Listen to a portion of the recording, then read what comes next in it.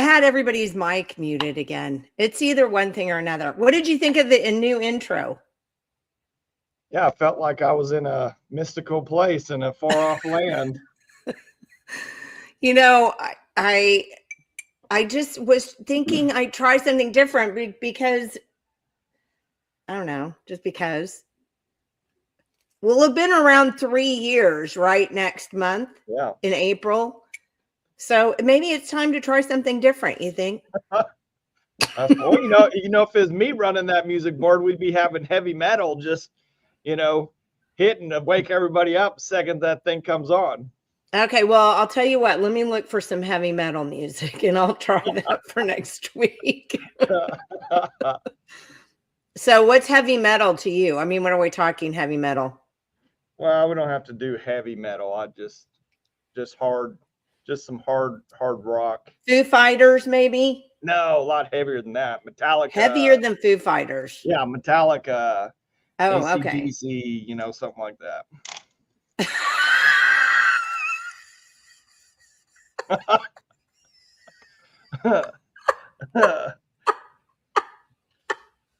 I might always play like For Whom the Bell Tolls from Metallica when we start. That just gave me a headache laughing that hard. That's funny. Yeah, Ted Nugent. There we go. Okay, Julia, come on. You do not listen to Aerosmith, but Ted Nugent, yeah, for sure. I mean, man, that guy, have you been on his page ever? Ted? Oh, he's awesome. Ted, I'm telling you. Awesome. You want to talk about someone that is like hardcore patriot America, defend your liberty, defend your freedom, defend your Second Amendment. And he is articulate.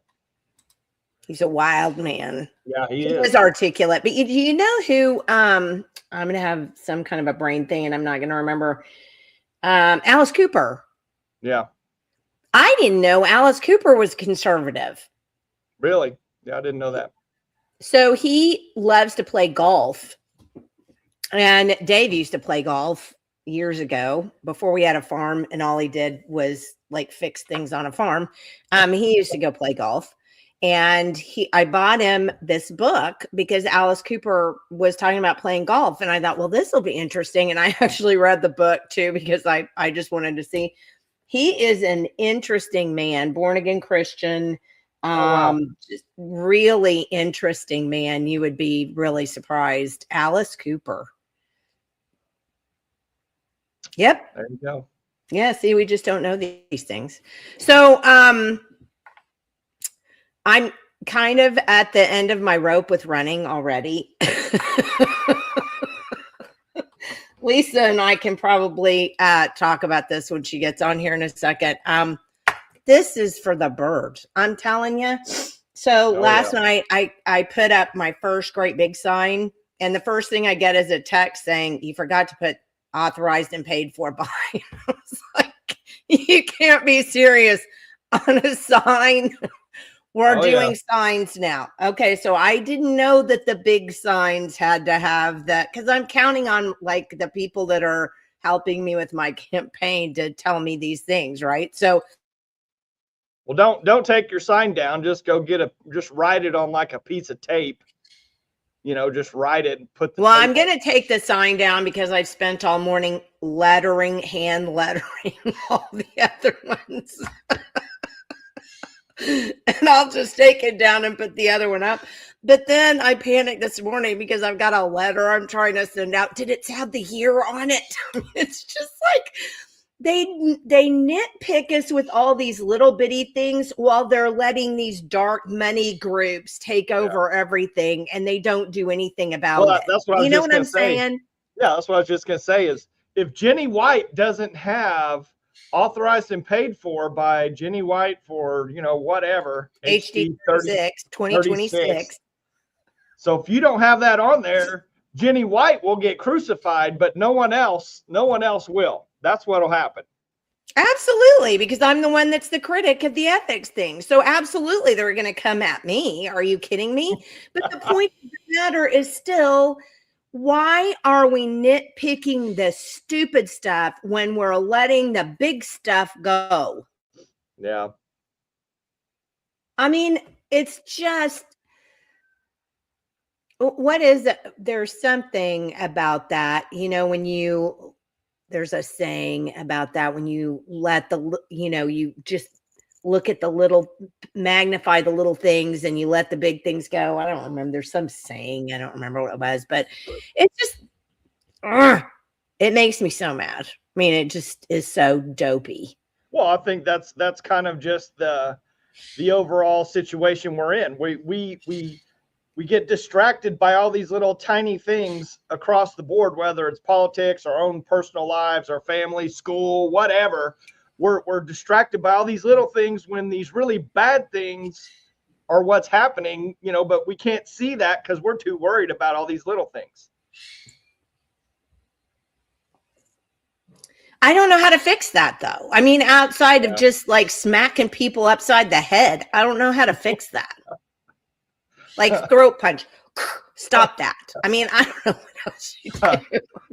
I can't be worried, Jenny. I can't be worried about what's happening over in Iran if I can't log into my Facebook.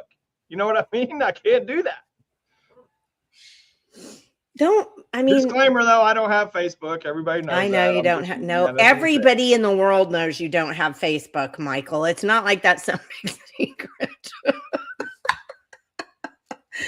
All right, well, let's bring Lisa on this morning because honestly, I'm dying to talk to Lisa this morning. She just seems like a fascinating person to me. So I'm bringing Lisa on. How are you, Lisa? Uh-oh. I had your mic muted. Sorry. Hold on. There you go. Okay, now you're good. Yes. Good morning, everyone. How are you guys doing? Good. Well, I'm annoyed, as you heard.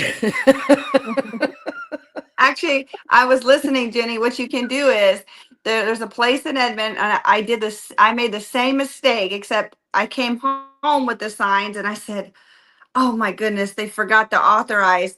And there's stickers you can get. It's like $20 and you get a whole bunch of them, and they're clear. They look really nice. You can put them at the bottom of your sign. So I go to Signs to Go in Edmond. If you want to go out and talk to Brian, you get a bunch of the stickers. It's really fast. Put it at the bottom. Well, I'm almost done now. That was what I did this morning. Authorized. And the funny part was I didn't even realize until after the first sign that I was using the European spelling of authorized. People are going to be like, she doesn't even know how to spell authorized. I'm like, that's a way to spell it, just not the one you're used to. Jenny's using Old English on us. Well, Lisa, so you're as frustrated as I am by the doofy things about running a campaign. Oh, absolutely. Absolutely. And then the enemies that you make that you have no idea why they're your enemies and they don't even know you. So yeah, I get it. Well, I can't figure that one out either. I think just people are unhappy. Well, I'll tell you this. I was at an event and I gave out one of my cards, and everyone knows me.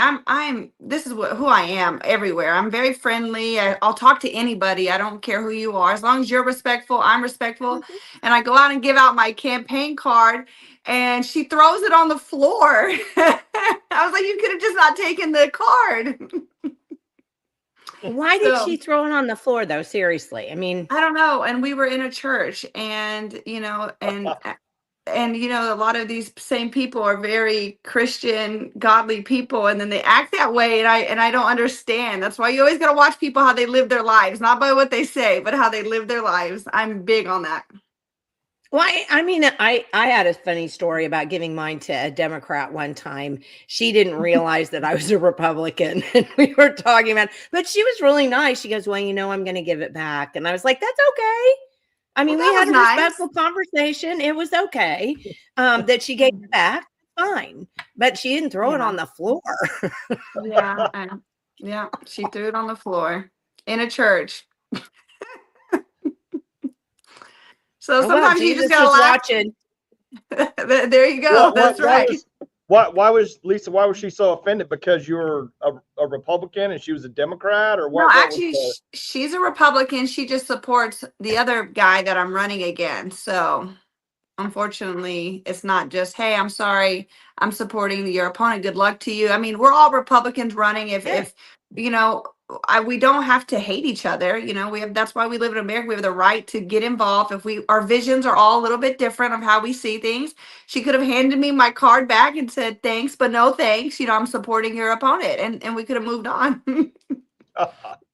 Well, here's a good one. Julie says they do these things because they think it'll make you mad. It makes them mad when you don't react. And I mean, Julie's one who would know. So I tend to agree with her. And I did want to point out, Julia said, tyrants pass all those laws for other people to follow. It's so true. We're in such a to-do here. Okay, so before we go anywhere, mainly because I'm just so interested. So you were born here or you immigrated from Iran? I was born here. I was born in Shawnee, Oklahoma. My dad actually came in the late 70s when the Islamic regime took over. He came to the United States. So, but me, my siblings, we were all born here. So you have been very vocal about the Iran war, and that, so many of us, like Michael and I have talked about this before, one of the reasons why so many people supported Trump, especially the libertarians for sure, it's because he said no more wars. We're not going to do any more of these wars. We're not going to do these. And then, the first thing well, we're in Venezuela, and then we're bombing wherever, I forget, he bombed something else. And then, now we're in Iran. Don't forget about Ukraine, Jenny. Oh, sorry. Selling all the stuff to Ukraine. We're still doing that. So, I mean, it gets frustrating. But I was reading the other day about what somebody is talking about in terms of Trump's vision for why he went ahead and went into Iran. And it's just to nullify the axis of power that the communists have gotten in South America, for example, that started with Cuba. And then it just kind of has been going all the way around us. And he's trying to, stop this. And when you read about it, it does make some sense. But number one, we were talking before we got on here, 4 people in the universe read anything anymore, so that doesn't help anything. And then people don't understand what the mechanisms of power have been in Iran. So why don't you talk a little bit about that? Because I think people really need to know the story. It's a sad story. Yes, and I'll go into a little bit of my background of how long, since I was a little girl, going out to the capital with my family and many of the Persian community, holding up our free Iran signs. And so to live in this moment where many of the Islamic regime members that were in charge of killing all the innocent people are now gone. It's just a feeling I can't describe to many of you guys, because I have family back home. My dad's from there, so it's a very different feeling. But as far as President Trump, and when people say, oh, he said no wars, and now we're in a war, and what I want my fellow Oklahomans and the United States to know is Iran is the Islamic regime is a very dangerous government. And so him as our president, he still has to protect our nation.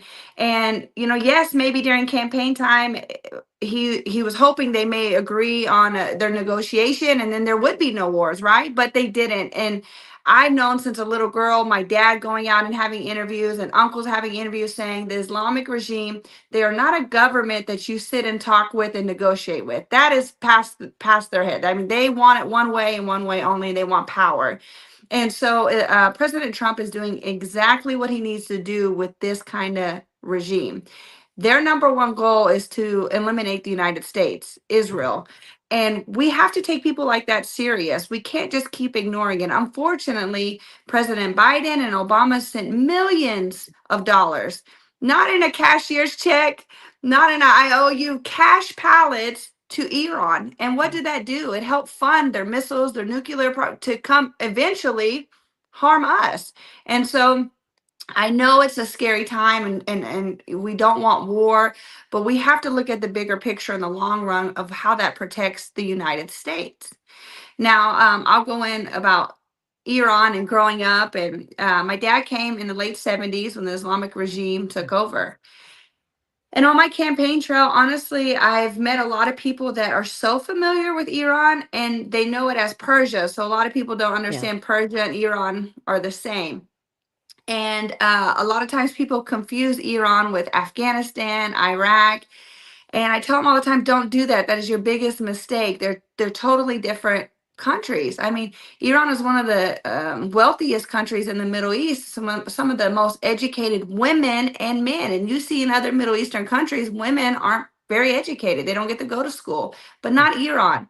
And so the Islamic regime for the last 47 years have occupied Iran. And we say that because they've taken over. That's not who the Iranian people are. This Islamic regime has taken over and destroyed the country the last 47 years. And the people just want their basic freedoms that we get here, that we get the luxury. I tell people, my generation younger, my kids and their friends, you guys don't understand how lucky you are. You know, how many people went out and risked their lives so you can live the life you live here in the United States. And so I'm very passionate about it. And I know a lot of people don't understand it, but when we can get rid of such an evil government, the world is a safer place. The people in Iran are taken to the streets, dancing, celebrating. There's videos of them on the rooftop having a party as missiles are bombing things because that's how important it is. So, I don't know. It's frustrating when people are defending, when you see a lot of the left out there defending Khomeini and having visuals for him, and this guy has killed thousands and thousands of innocent people. I don't understand it. Well, I don't. I don't get it. I mean, I literally don't get it either. But I want to go back to something because again, I was uneducated too. And when my husband was reading this thing to me the other day, he said, "Did you know that 82%?" That's what he just came. You know, this was in this one article of the people in Iran are Persians who don't even follow Islam. Yes. I probably argue the number's probably higher. Wow, really? A lot of the Islam people there in Iran that are occupying it are from Arab countries. They're not even Persians. And when you look back at history, Iran was United States #1 ally. And they were very similar back then of how we live our lives in the United States. There's many different religions and Christianity and Jews, but now this Islamic regime took over and they put this propaganda out like the whole country practices Islam, and they don't. I would argue it's more than 80% that don't follow it. Wow. Yeah. So how does that happen though, Lisa? Because that's the first thing that hits me I'm like, how if the vast majority of people in Iran do not follow Islam, then how is it that this small group took over everything so thoroughly? So I mean, because they make you wear burqas and things like that, even if you're not Islamic, right? Yes. And so we kind of see a little bit why it happened in Iran here in the United States now in New York City and the mayor that they Oh just elected. gosh. And actually, all over social media, a lot of Iranians during his election put a side by side, a picture of Mamdani and Khomeini, and exactly word for word, each of them what they promised the people. And so a lot of Iranians were coming out, don't believe him because they made that mistake in Iran and they trusted, they thought, okay, we're going to have free this, free that. And when you give, especially a religious group like that who teaches hate, power, and that's a country they don't have guns like we do. So when you have a government that has complete control, there's absolutely, once they're in power, there's really nothing you can do. It's so sad. Michael, you were talking the other day about, I mean, you can go back in history, the 60s and 70s when it was the Shah, right?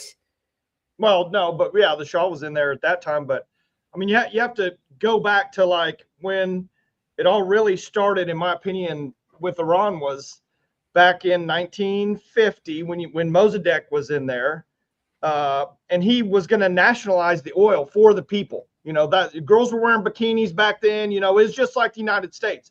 Mm-hmm. He wanted to keep the majority of the oil, so he was going to nationalize all that oil. And then that's when literally the British intelligence, United States intelligence went in there. It's on record. You can look at it. It's Operation Ajax.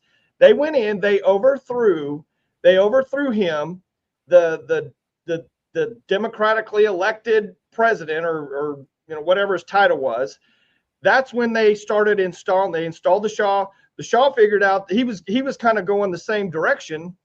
They took him out, and then that's when they literally installed that and funded this radical Islamic group to just create complete unrest so they could control the assets over there.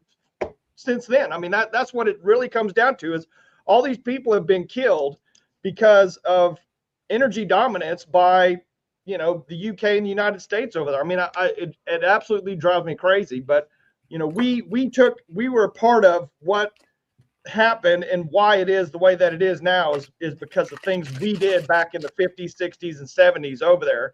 I mean, we were literally probably just as much a terrorist to the people at that time, in my opinion, as what it is now.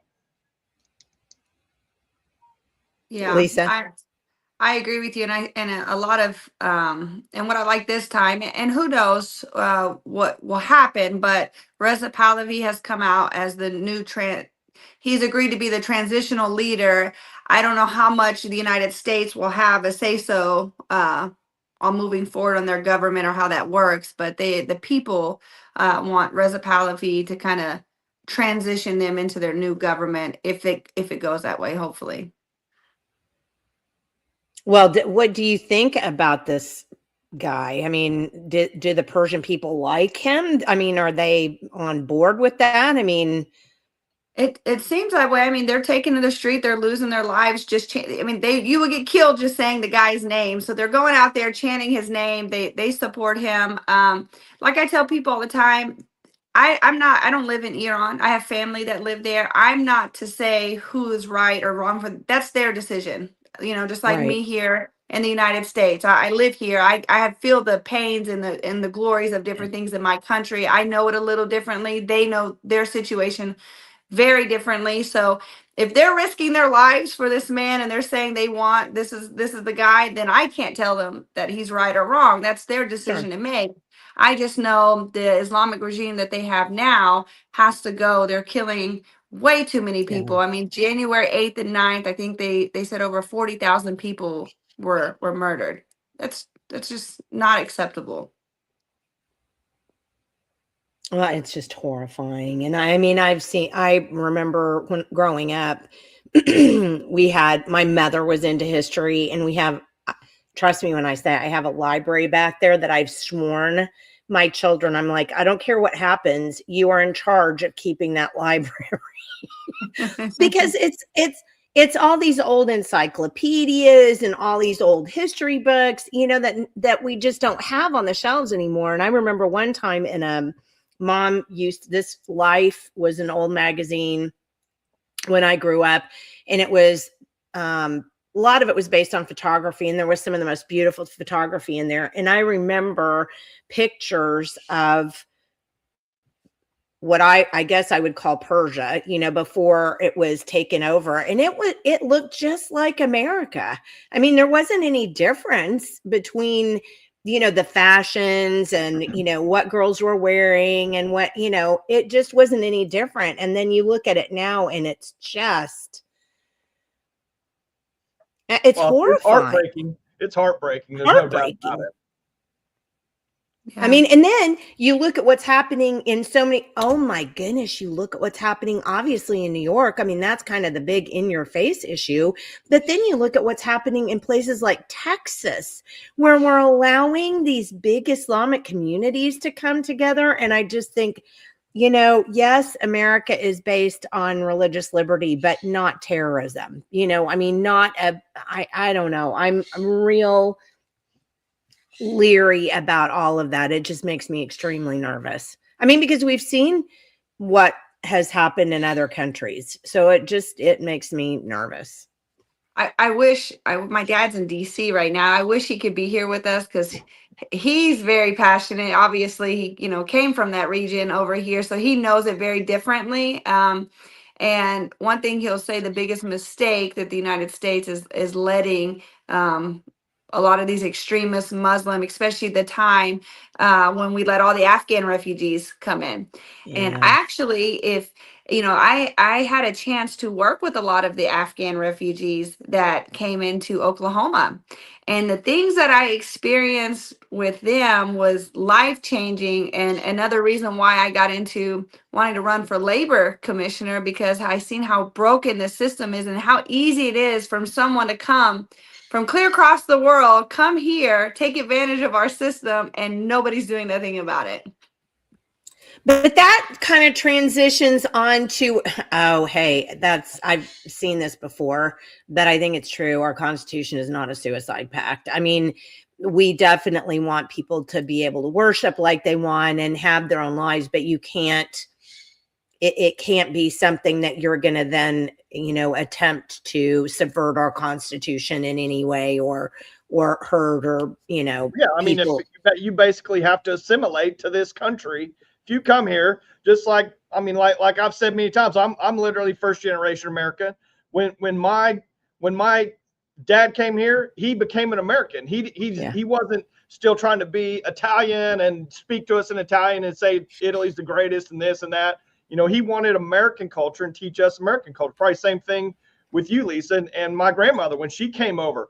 She didn't speak a lick of English, and she didn't do anything that was from her prior culture in any capacity. She wanted to be American and contribute to this country.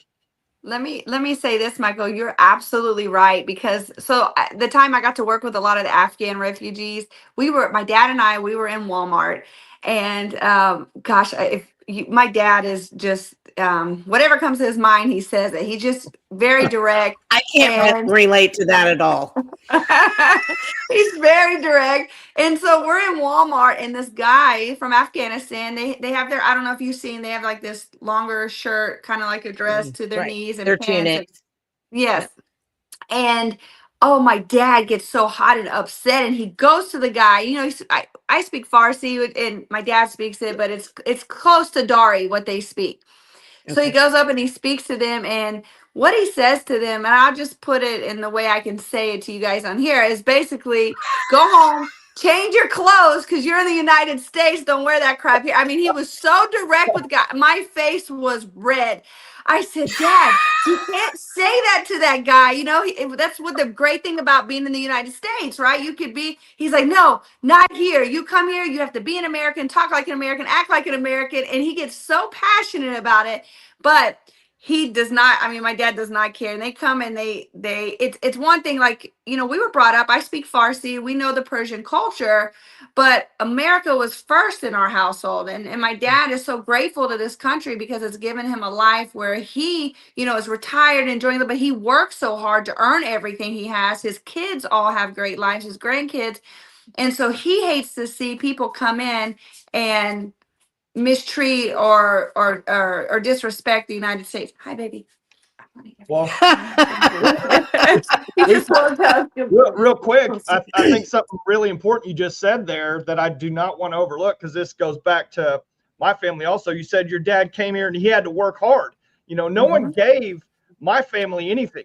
They had to bust it and work from the ground up, ground zero to make anything out of themselves. And I think that's the real disconnect now, is a lot of all these immigrants that come in now, even legal or illegal, they have all these handouts. They've got, benefits in one way or another. They're able to get on, some type of government aid program, whatever. Well, I didn't have any of that in on my side, on my relatives who came over. They were proud to be an American. They were proud to do whatever they had to do to come over, and they love this country, and they were proud to be here. That's right. My dad, I don't know if you guys are familiar, my dad ran for office for District 97. Yeah, I remember. Very We're Democrat. next door. Where Uh-huh. I live is next door to you guys. So yes. Yep, he ran, and then I ran after him. But when he was running, he owned many convenience stores in the area, and I'll never forget. A guy comes in, and he says, and he's a Democrat, and he goes, "Mr. Janloo, how did you make it?" He's like, "You're a foreigner, and white people don't want to see you succeed. How did you do it?"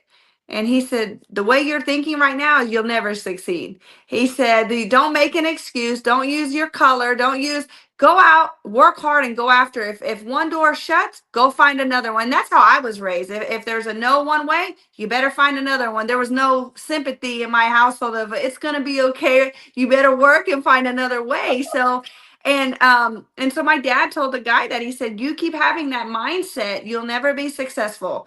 And that's another thing where I'm very proud and that comes from a lot of Persians. When you think about immigrants coming into the United States, that region or that country, they come in and they're hard workers. Like I said, I work with Afghan. They wanted everything, and a quote all of them said is, what more can your government give me?" I'm sorry. So it was frustrating because I come from a family and a culture of you better go find a way and make it happen and work hard and earn everything, than having to see these other, group of people coming in and they're like, what can your government give me? It was, when I tell you my blood was boiling, I think is an understatement after hearing something like that. Well, do you feel like working with them at all, you helped any of them understand or assimilate more, or were they just resistant to it from the beginning and still are? Um, there are a couple families that I feel like changed a little. A couple. The rest, no, no. They want to bring Afghanistan to the United States, and which is scary because we would have It to is. literally teach them how to bathe, wear deodorant. And I'm saying these things because these are the very basic things. Like you saw my son come, he's 8. He knows to wake up, brush his teeth, wash his face, get ready for school. And we're teaching adults these basic fundamentals. And then they come here and they want to change the United States to Afghanistan. And believe it or not, a lot of them want to go back. I was joking. Actually, I have I started a GoFundMe at the time, being funny but not funny, because a lot of them were like, we want to go back. But when Biden brought a lot of them over, they had a certain amount of money per family in their account they could use for bills, housing. They got food stamps, Medicaid. But in this account of money that they have, they can only use it here in the United States. And a lot of them could not get jobs because they can't speak the language. And then and then the employers who try to get them on was hard on them because they wanted to give them a job, but they couldn't read or write English. They couldn't understand English. So put the employers in a bad spot. So a lot of them, it was tough for Afghan refugees. So they wanted to go back home. Well, they could not use that pot of money to go back home. They had to stay. It's almost like we were holding them hostage, which I never understood. If they want to go home, if that money, send them back home. And so I started a GoFundMe page of, hey, who wants to help chip in for the refugees who want to go back home? Let's send them home. But yeah, there's a lot that are not. And then those who are not happy here are going to be a problem. Yes, they are. And I think that's an excellent point. And I think I don't know if you know this, but we adopted 2 children from Zambia. And that's one of the things that really frustrates me, because I just think about the amount of money, first of all, that it took to arrange all of that and to get all the paperwork done and, to make them citizens, right? Mm-hmm. It's not a cheap endeavor to do that kind of a thing. It's just simply not. And then you just have people who climb in under a fence. And I looked the other day and I was reading something and they said something, they believe there's something like 19 million illegals here. 19 million. 19 million. Well, that's probably a pretty low number, Jenny. Well, I mean, and you may be right, but to me, it was just crazy because I California or Texas. Well, how much does that group of people change the complexion of the United States. And this is where I think Democrats and Republicans really get crosswise, because Democrats are they need to just come here and live. We need to, and then you talk to libertarians, well, we need to have open borders. Everybody should just be, well, part of the reason why you have a country in the first place is because the people that live there, they have certain things that make them a group, certain shared experiences, certain shared food, certain, I mean, that's what we call culture. Yeah, they have a common culture, common language. Mm-hmm. So when you dilute that and you literally then remove that culture. Well, the culture in America has been the freest of any nation in the world for 250 years. And yet we somehow want to change that culture. And nobody's ever said, well, we don't want immigrants. I mean, that's not the case at all. But it's like you were saying, Lisa, you come here from another country, but you come to be an American. You don't come to be an Afghan in America or a Chinese person in America. And I go to Costco every once in a while, and it's like being in Mos Eisley spaceport or something. I mean, this person doesn't speak this person speaks something else. This person speaks, and I'm like, what are we doing? The idea of a melting pot was that you're Afghan, you're Italian, you're Persian, but we all come together under this umbrella of the shared culture, which includes speaking American, speaking English. Yeah. It just it frustrates me so much, because just because you're here, I mean, doesn't mean you have to inculcate everything about America. It doesn't mean that you can't talk about Ireland anymore, or Italy, or Iran, or wherever, or and your family can keep those, some of the sacred things that you have from your culture. But the overall thing is you learn to speak English, you assimilate into America, and this is just not what's happening anymore.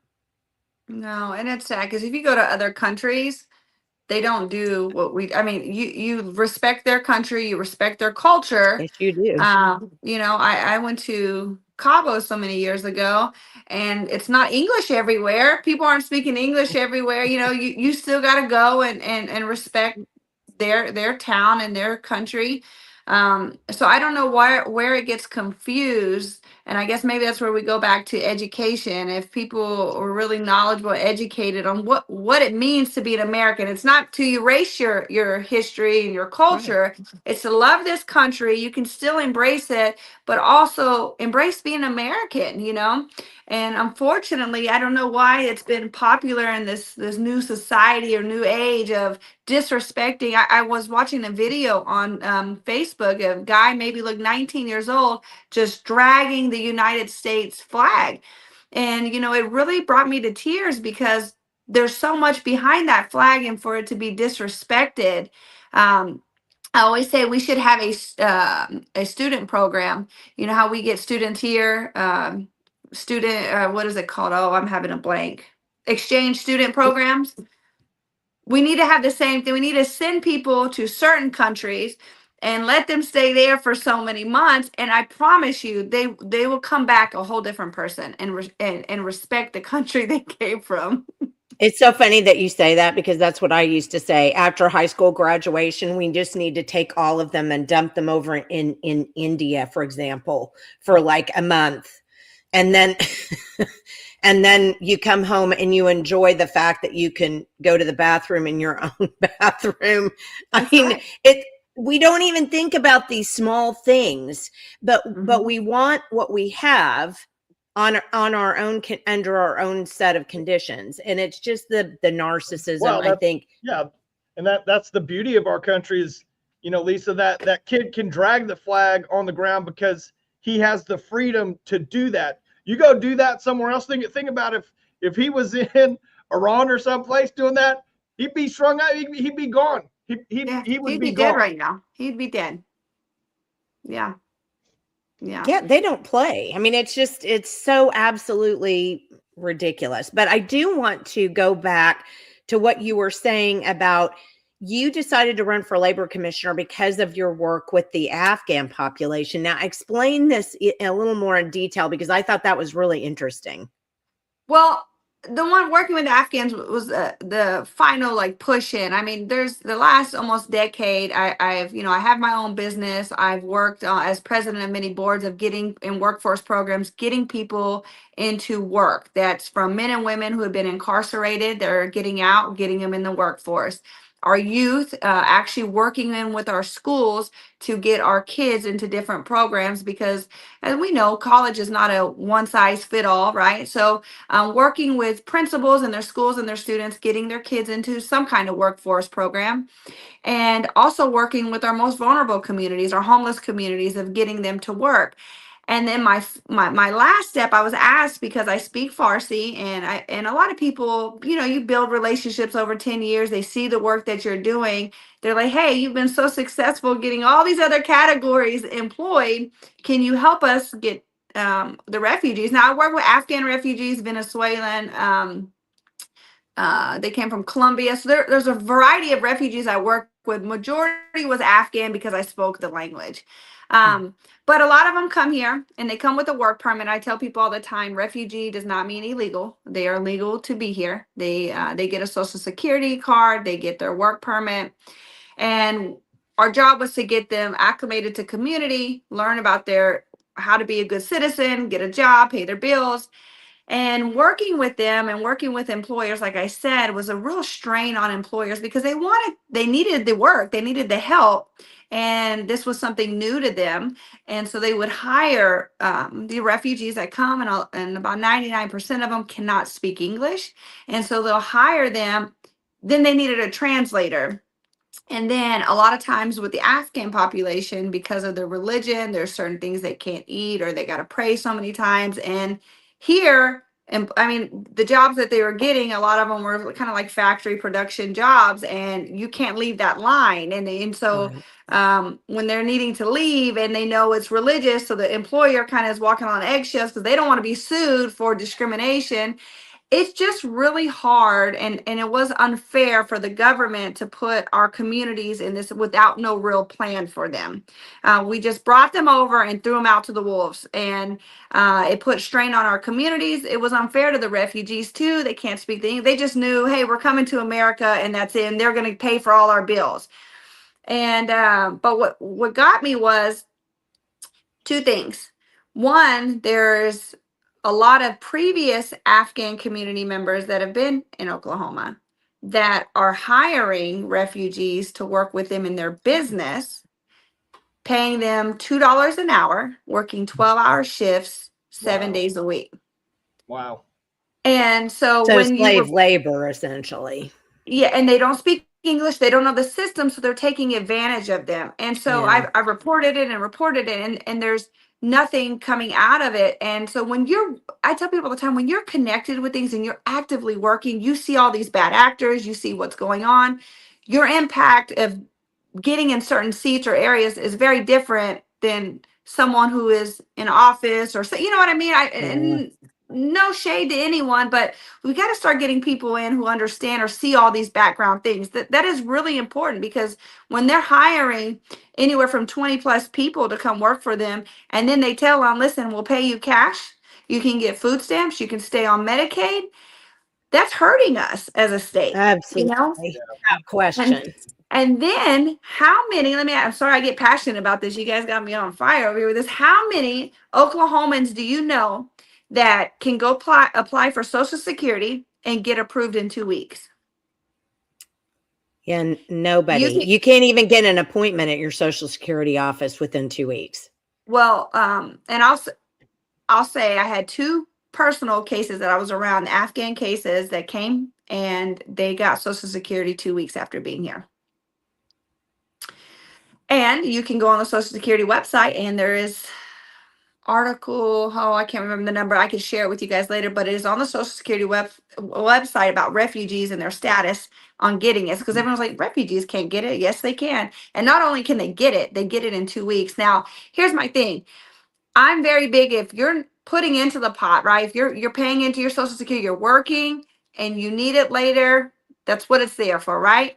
You come to this country, you're here 2 weeks, you did not clock in an hour of your time, and you're taking from hardworking men and women of this state. I don't agree with that. And so when I say I've worked in workforce the last 10 years, I've had my own business, there's many things that, you know, made me look in that direction. And then when you see all this bad stuff happening on top of it, and then when you're reaching out to your elected people and they give you a deaf ear to it, like I said earlier, right? If one door closes, I was always taught to open another one. If you're going to ignore me, I'm going to go step up to the plate and make something happen. And that was my Yeah. final push to run this race because, you know, too many times our government are going after small businesses and want to pick on them for little things or even put certain pressures on them. But then we ignore things like this. And that is our problem. Isn't that what we just started the whole program talking about? Well, Lisa, like with your interaction with those Afghans, did they have any? I mean, I know you said they don't know the language, they can't speak it, they may need a translator. Did they have any other kind of real, besides labor, besides just their physical labor? Do they have any other kind of real skills or higher education or anything like that? Or are they just coming over as like just raw refugees, just right out of the country?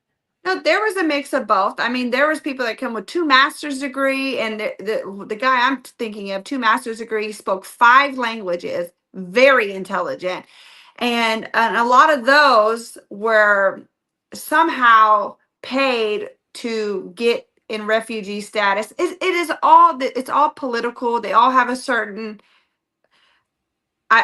I think they all have a certain agenda of how they want to do, but then there's a handful of them that are like they live in villages. Like I was saying, we got to teach them how to shower, bathe, and do. Yeah. So there is more, I believe, on the higher end than the villagers that are here. And yet those higher end are still basically sucking off of the Social Security pot that working individuals have paid into. Yeah, actually, the guy I'm talking about with the 2 master's degrees, 5 languages, had 6 kids, and none of them have 2 or 3. It's all 6 or plus. Right. And Yeah. I was helping him find a job, and he told me he found one, and I was like, "Great, what is it?" And he was telling me it was a part-time position, and I was like, I don't think you should do part-time. You've got 6 kids and a wife, and the wife was expecting another one, and you need a full-time job. And usually with that big of a family, mom and dad should be working. And he was like, no, because if I get full-time, I could lose some of my benefits. So Yeah. they come here and already know how to work our system. Wow. Mm-hmm. Yeah. I'm having some kind of an here's another thing. Here's the other thing. I was working with a homeless mother. She was homeless. She had moved, I think, from Ohio or something many years ago, leaving a domestic problem with her ex-husband, has 2 kids, no drug issue, just simply just trying to escape, had nobody here in Oklahoma. Yeah. And so I was helping her get on her feet, get her a job. And I reached out to a church that I knew that was helping a lot of Afghan refugees at the time. And I said, hey, we just need to get her some nice clothes to go in this interview. We want her to look presentable. We want her to get this job. Can you help out? She has 2 kids. And they told me, no, their funds are specifically for the Afghan refugees. Now, there is a church here, a church that gets exemptions for property taxes and everything else, that told me no for a lady that is trying to do better for her life and her children. That, I don't know. That's what we have going on here in Oklahoma. Do you think are they learning about taking advantage of the system before they get here or once they get here? Are they? Oh, absolutely, before they get here. So they already know before they get here kind of what to do, how to do it. Mm-hmm. Wow. Yeah. Because we have, um, I think it's USCCB is the federal organization that gets the refugees here. And you got to remember, there's Americans in there too. They're over there, giving the refugees this, selling this dream of the United States to them, that they can come here and the U.S. government's going to pay for this, and they're telling them exactly what to do.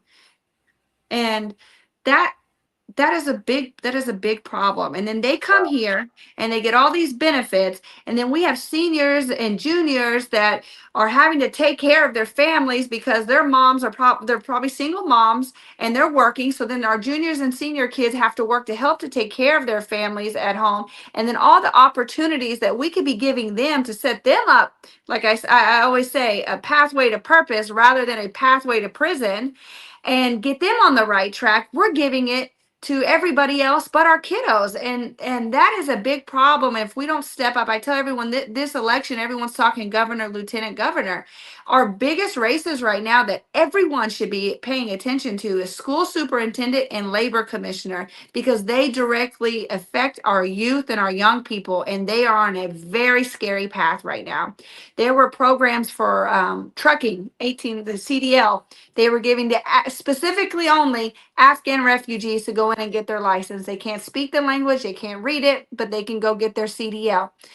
Another one, there was a solar panel company. They were giving out scholarships, and someone called me and they're like, "Hey, you work with refugees, right?" I said, "Yes." He said, "Hey, can you come talk at our meeting and explain why we shouldn't give these scholarships to Afghan refugees?" And I said, "Explain." It was $100,000 scholarships they were going to give to Afghan refugees to come, I guess, be the technicians of placing the solar panels on the homes. And I was so furious because think about how many 18-year-olds would love to Yeah. have that opportunity. Yeah. But it all boils down to money of the government and who's getting what money to fund these things. That Are all these I'm people going you're to kind get of off and interacting with? scream, I think. Yeah. Well, are My they blood pressure political? is so high. Are they political also? Or do they kind of align more with? I mean, are they Republican? Are they Democrat? Or they don't Well, even care? I mean, what do you see? are you talking about the refugees? Yeah. They don't care. I'm going to tell you something. The Venezuelan refugees that come here are amazing. They love this country. I'm serious. And they don't act. And Colombian, those two, the respect I have for them, because they would never call me. I'm like, hey, they're figuring it out on their own. They are so respectful of being here. But the Afghan refugees that are here are very opposite. There's very few, like I said, very few that respect being here. But no, I don't think they care either way. I think they care about what they can get. I also tell people, think about it, in the next maybe 10 years, 6, 7 years, they're going to be citizens. Mhm. So And I whoever's promising to them in the future, that's where they're going to probably be voting for. I would put my money on it. They'll register Democrats. Yeah. Yeah. And a lot of the times when they're, getting they're swearing in for their citizenships, guess who's there at those things? They're Democrats. Republicans, Oh, yeah. we have to step up too, Mhm. and that's another reason why I'm stepping up. We have to step up, and we have to be more involved in many different communities that the Democrats are in too, because again, if people don't know, they're going to go with what they hear first. Unfortunately, a lot of people weren't brought up in a household like mine or you guys, where we had parents that are teaching us and we're learning. There's kids now that just learn from TikTok. That's how they learn their news. Oh, no, absolutely. Yeah. Absolutely. Mm-hmm. Well, I've got a question for you, because I've seen a lot of this stuff myself, and I mean, for example, I'll give you a couple examples. Obviously, we have a friend who has had immense trouble with DHS and her son, and them taking her son away. And, we've done several shows about that. So we all know that DHS is broken, right? So it's the same way with the mental health, everything having to do with mental health. That is another thing that is just absolutely completely broken. If you have a person in your family or, whatever, who has a mental health issue, getting that person help and finding that person, it's absolutely needle in the haystack. You told this, but this happened. It is the most, it's broken. I'm trying to figure out at this point, Lisa, is there one part of government that isn't fundamentally, is going to use unpleasant language, which we're not going to do, fundamentally screwed up? I think at this point, all of them are. They all are. And you know what? And I will say, and it's the people of Oklahoma's fault. And It is. if we cannot be accountable of people we're putting in these positions, we're never going to change. And then I say this election cycle is very vital. We can change it. We've got to. I like to say this is not personal. Who we're voting to put in certain seats. This is business. I'm a business owner. I come from a family business owner. We make decisions that is good for our business, to make money, that is good for our community, right?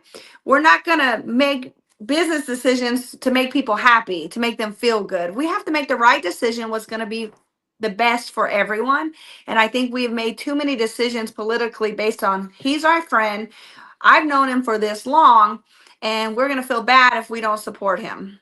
Okay, so Michael is going to come and say right behind me and say the exact same thing I'm fixing to say to you. This happens all the time with school board. Well, he was my son's coach in 4th grade. And he was like super great and blah, blah, blah. And then you find out 10 weeks later that the guy has, dirty pictures on his computer. I mean, people don't pay attention to anything at all other than, oh, well, he just seemed really nice. Click, click. I mean, it's, we're such a bunch of narcissistic know-nothings as Americans anymore. We don't really want to try to educate ourselves other than what comes up in our TikTok feed. I mean, I'm with you, Lisa. I don't know what you do, because there's such a small percentage of us who actually pay attention to know what's going on, to actually make a vote. Oh, something. Oh man, I was on X the other day and I totally was just having a freak out because apparently Governor Stitt is considering a run for the Senate seat. Kevin Hearn is already, You know that's coming, Jenny. So 40% of the people who were polled in Oklahoma said they would vote for him. And I'm like, where have you been the last 8 years? Yeah. What are you people thinking? I mean, I can't even figure this out. It's like it is so like Mike Judge wrote the movie Idiocracy. It's like Idiocracy. Well, Macho, come on, Macho, he was the one who won the WWF wrestling. We want him as president. I mean, that's where we are. Well, listen, are you guys familiar with Spencer, Oklahoma? Oh yes, I told you we're next door to you because we're HD 36. We're right next door. Now I'm on the northwest side of Oklahoma City, but I lived out there for about 8 years. Yeah. And I was sick and tired of driving to the northwest side to take my kids to do anything with the community. I'm like, we have a community here. Why can't we do things? And so that's what got me involved in community. I end up throwing different events for the community, end up being the vice president for the Chamber of Commerce. And then I sit as the chair of the Parks Board, and I was on the senior citizen. I went full-fledged. And it came to election time. I ran for city council in Spencer. And people were so unhappy. They were like, our water bills keep going up. What we found out was the city council had passed a bond that didn't need the vote of the people.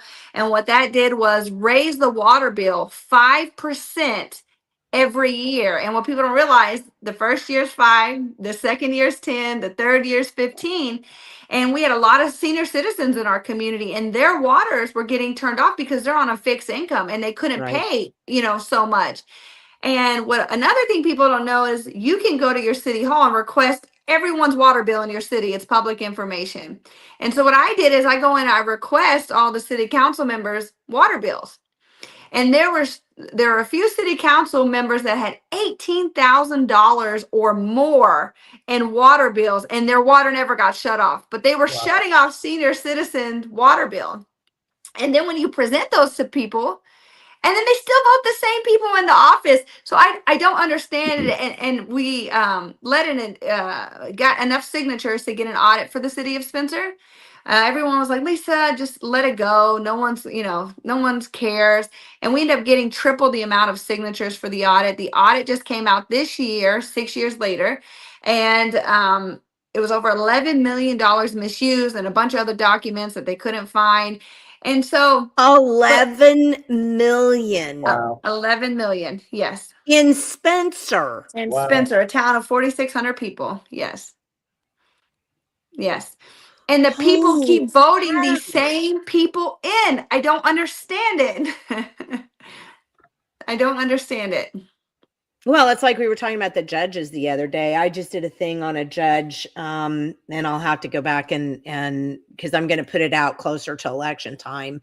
But he was a judge in one of the courts in and around Edmond, who basically did a ruling for a developer who wanted to develop this section of land that he had into a Walmart, when the whole town of Edmond in this section had been fighting it with the Edmond City Council for 4 years or more. Even, I think it may be even more like 10 years, but they had been fighting it numbers of years. And the Edmond City Council had been listening to them and saying, no, we don't want to develop that property into a Walmart. The people around that neighborhood don't want that there. And so the developer took them to court, and a district court judge overruled the Edmond City Council and the people in the neighborhood and allowed that developer to develop that property. Now, you tell me that's right. And what'll end up happening, even though I'm on a campaign to get him unelected, because I'm like, if you think a developer's property rights are better or more important than a regular citizen's property rights, you need to be out of office. You need to go bye-bye and find something else to do. So I've been on a campaign to get rid of this guy, but everybody's going to go into the voting booth and go, retain, retain, retain, retain. It's crazy. Uh-huh. Uh-huh. I'd have to put my own money up to buy billboards against the guy, and that or a 30-second commercial on the 10 o'clock news, which would cost me $55,000. It's just ridiculous. It is so rigged. The whole system is rigged against us. Uh-huh. Yeah. Yep. Yep. I and that's what I'm dealing with my campaign. I don't have a bunch of people putting thousands of dollars into mine. All I can do is rely on shows like this and getting out there and talking. We just got to be each other's voices and talk to everyone. Eventually, hopefully, we'll get in somewhere with somebody and they'll pay attention.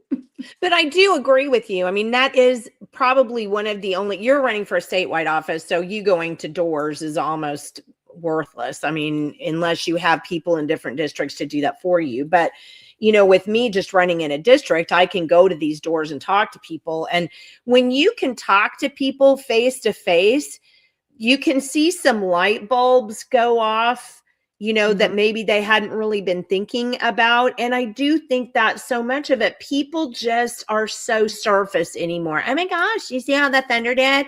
Oh, that was so cool. And did you see on TikTok? Dang it. I mean, we're so surface. But if you actually have a conversation with people, they'll go, oh, well, wait a second. I didn't think about that. Maybe I should think about that. So I do agree with you. I think 100% It's having these face-to-face conversations with people in your neighborhood, with the people that you know and the people that you don't know, and asking them to tell the people that you don't know that they know. I mean, that's the only way. That I don't see how we're going to win if we can't do that. Well, Because we you don't have know, the money for a 10-second or 30-second spot on Channel 9, 10 o'clock news. I guarantee that. yeah. You know, I had an event, was that a month ago now in Edmond? And I asked Representative Gabe Woolley to come talk about his ban or his bill to ban Sharia law. And I got about, it was a packed room, over 100 people in Yeah, and out. you had Still it around the- was. I saw that. It was. Lots And of people. I had a protester outside, and he had a sign. It was like, all immigrants are welcome. So people were coming in, and they were not happy he was there. They had exchange of words, and they were came in and let me know. And so when I have my events or my things, I don't want the craziness. We're all going to be respectful. We're there for a Yeah. reason. So I Right. go out and I shake the man's hand and I introduce myself and I say, "What is your sign about?" And he said, "Well, Representative Woolley's in there and he's a racist and he doesn't like immigrants." And I said, "Okay, well, this event is my event." And I asked him to be my guest. I'm half Persian, and about 98% of those immigrants in that room are Persians to support the ban of Sharia law. I said, "Listen, we have hot tea, we have pastries in there. I welcome you to come and join us and listen to the immigrants of why they support this, but under one condition." And he's like, "Okay." I said, "You will not go in there and disrespect anybody or cause a ruckus in my event. If that's what you want to do, then you can stay out here, but I'm inviting you to come learn something." Yeah. And he looked at me and he just said, "Okay." And the guy next to him, when I was walking off, he was like, "Man, she was nice." And then 5 minutes later, they're in the back of the room with their sign still, but they stayed the whole program and they didn't cause any kind of disturbance or Well, anything. And good. I hope they took that event and learn something from it. So we've got to start, like I said, as Republicans, talking to other people, inviting them to certain things, and being respectful. I think it's how we deliver the message to determines on how it comes across. There's a lot of people. I ran for District 97 and Spencer, and it's predominantly Democrat area, but a lot of them respect me too because I don't hide who I am. I don't hide what my beliefs are, and they respect it. Yeah. Now, do they agree with me a lot of the time? No, but they'll listen to me because I'm respectful to them. They're respectful to me. But that is how we are going to start engaging people. Otherwise, we can't be hateful and turn a deaf ear to them. And I think that's too much what people are doing these days, and that's why we're in the situation we're in. Round of applause. Yeah. I mean, honestly, I'm not trying to be silly. You're 100% spot on, because I look at, like, I was telling you, the lady who was a Democrat who handed me my card back or whatever and was very respectful. It was a data center. It was a data center presentation that I went to. And when you realize that not all Democrats are leftists, just like not all Republicans are Nazis or whatever they want to call us. I mean, there's a spectrum, right? I mean, when you realize that the people in the middle, which is the most of the people, have way more in common than you're told by the media, something happens and you're like, "Oh my gosh, well, I can talk to you. Oh my gosh, I didn't know you thought that way. I think that way too. Well, that's so cool."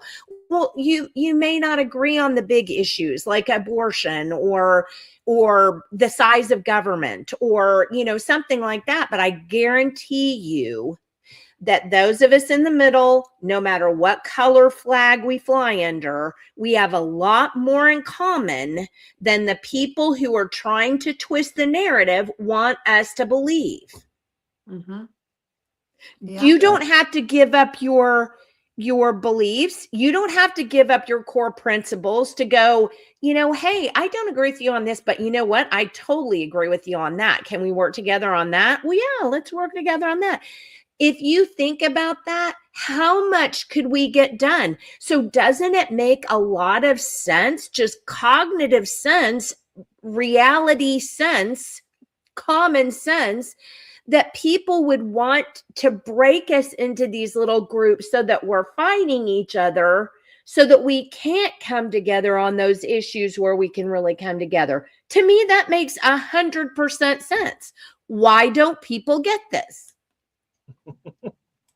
It's a choice. Like they don't care to. I do think there's something to that. I think there's a whole, it makes people somehow feel more powerful to hate somebody. Well, I can't stand that person. They blah, blah, blah, blah, blah. Right? I mean, that's your back's up. You're in this defensive posture, right? It's a lot harder to be humble and go, well, you know what? I don't know that I agree with you on that, but you know what? I do agree with you on this. And I think we've lost our humility.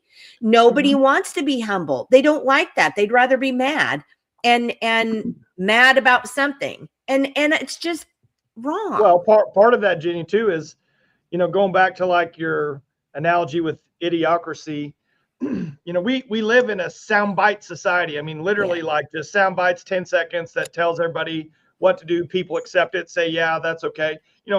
If to be humble, there's an aspect of, you have to have a little bit of thought process also, because you have to think about a larger picture, when you're humble. And I think people are, whether they're lazy or we've just been completely conditioned, like 1984 newspeak, like we've been completely conditioned, just whatever we hear for 5 seconds on the news, that's how it is. Everything's good, everything's great, these people are good, whatever. It's going to be, I think it's going to be pretty tough to break that, because that's easy. I mean, I think people in general, obviously not you, Lisa, and your family, but people in general, they want to take the easy road, the easy way out. They don't really want to have to work hard. They don't really want to have to do what they have to do to get ahead or stay ahead or contribute. So, I think until some of that changes, it's going to be tough. Well, I do want to ask you, before we go too much further, what do you think you could do as labor commissioner to stop some of the stuff that you're seeing? So the labor department has investigators. So when we go back to the businesses or bad actors, they go in and they investigate the situations. And to me, I always say, I'm not a person of gray area.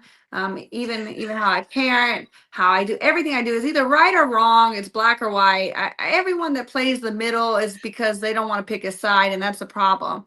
And so when we have there's bad actors that intentionally do things. Just call it what it is. They don't do it by mistake. This guy hiring 20 plus people, paying him $2 an hour, 12 hours, that's intentional. That's not by mistake. And they'll be shut down. I will get with the Attorney General's office. We're going to go after them 100%.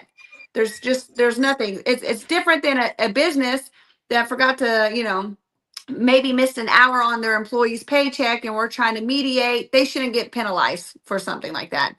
So as labor commissioner, knowing what's happening and going immediately after them and not sitting on it, that's what I'll do different. I'm not going to sit on something and play politics about it.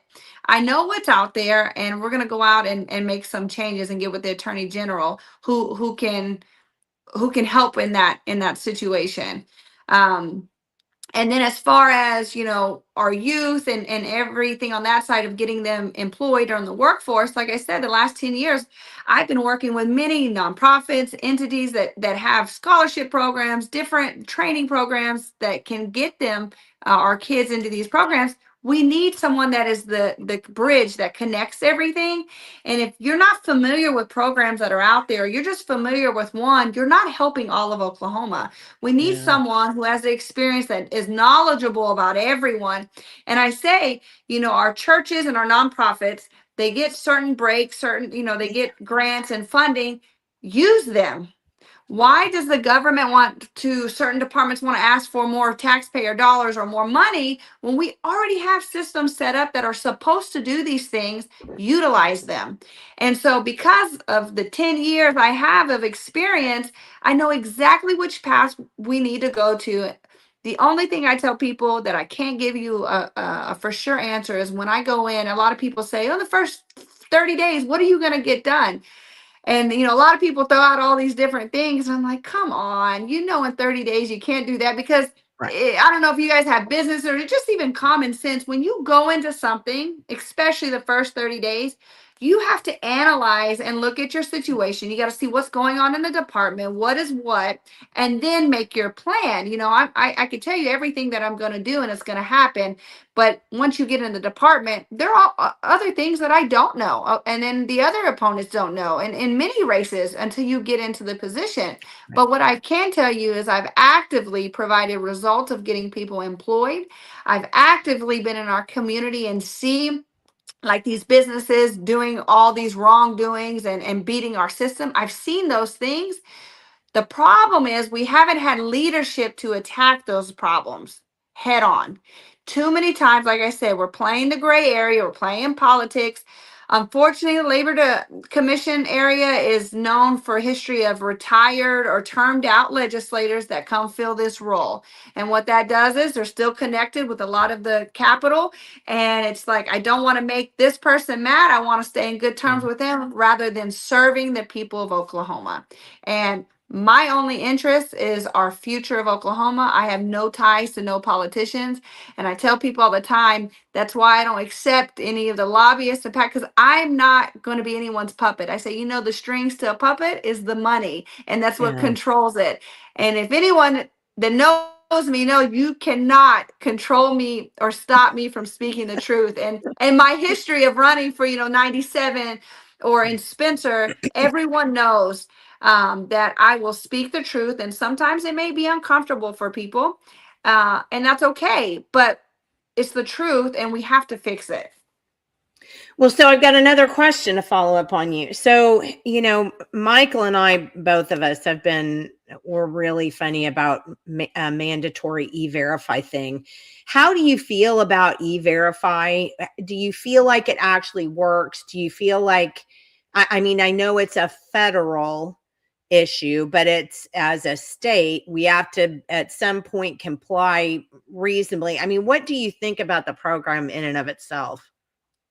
I'm glad you asked that question because I've had to deal with it when I was getting a lot of the refugees is when I was introduced to it or knew about it. So there's a lot of people that use E-Verify. It's not mandatory, but big companies are using it. Yeah. And so when we were getting a lot of people employed, like any software, there's hiccups to it. There's things that it takes longer. Sometimes it works okay. The time that I was dealing with people using it, there was always a problem. And what that did was when they put in all their information in the E-Verify, they didn't get the green light for the employee to move forward. And what that does is also put a strain on our employers because they need to hire people. They've got numbers to meet, productions, things to do in their company. And so when they're thinking, hey, we're going to hire this person, we need them to start in a couple days, and then it pushes back almost a month, they can't fire them. And so it puts them in a hard spot because whatever their budget or funding of how many employees they wanted to hire, they have to include that person because if they do get the green light, they have to keep them employed. So it was really, I'm not a I didn't fan even of know it. about that. I'm not a fan of it at all. And I just don't think that we should be putting pressure, saying anything mandatory, especially for small businesses, to say, hey, you have to use this. And then I heard the argument, well, it's free. It just takes an hour or two of training. But when you have a small business and you've got to take away an hour or two, that costs money. You lose customers coming in. You got to, now your employee has to train, you're paying them an hourly wage to train it. I don't know about you guys, but still to this day, I've been raised on nothing in this world is free. I tell my kids all the time, there's no such thing as free. So when you don't have a business and you don't understand when you got to take your employee to train, that's whatever dollar amount an hour you're paying them to train. You're losing customers because if you got to shut down or if you have an elderly couple that's not familiar with technology or software, that is going to be a strain on them. I say we do not need to put our immigration problem on the small businesses. We need to figure out on the immigration side of how we need to fix and work on that end to fix it. I'm not for illegal immigration at all, but it's not fair to have put it on our small businesses to control that. So Well, what do you think is I'm sorry, Michael, go ahead. no, well, I was just, before you get to another question, I was just going to tell Lisa, I mean, the way I look at it with E-Verify is the bad guys are going to get around the system regardless. The bad guys that are taking advantage of immigrants, paying them cash under the table, they're never going to go through the E-Verify system anyway. And that's the exact people that you're trying to, get out, but they're going to go around it anyway. So, I mean, I think it's a pointless type of deal. I would much rather do what you said and really focus on the immigration side rather than just trying to police everybody else once they're here. Mm-hmm. And I agree. I mean, look at that. Like I said, that guy was hiring $2 an hour, 12, and that's all paid under the table. E-Verify, no matter what. And then if you have someone, if say I don't get into the labor department and somebody else is there and they ignore that, then they're going to get away with it regardless. So no matter E-Verify or not, people are still, we're punishing the good guys for the bad guys. Yeah, 100%. Yeah, that's been, but let me ask you this though, because I've done some thinking about it, and I think I have some ways that I think it could work better, but I'm curious to know, what are your thoughts on how we could do a better job at stopping illegal immigration, first of all, in Oklahoma, without making the federal government go, you can't do that. And then, so how do we do that? And how do we police them and police the businesses that we know, for example, aren't following the law? Well, for the businesses that are not following the law, like I said, as your next labor commissioner, there's no gray area. You break the law, you're in trouble, especially on that magnitude. Like I'm saying, they didn't make a clerical error. We're not going to, but this is at this magnitude, you break the law, you're going to get in trouble for it. There's nothing else around it. The problem is our federal system is so messed up and for more wrong than right.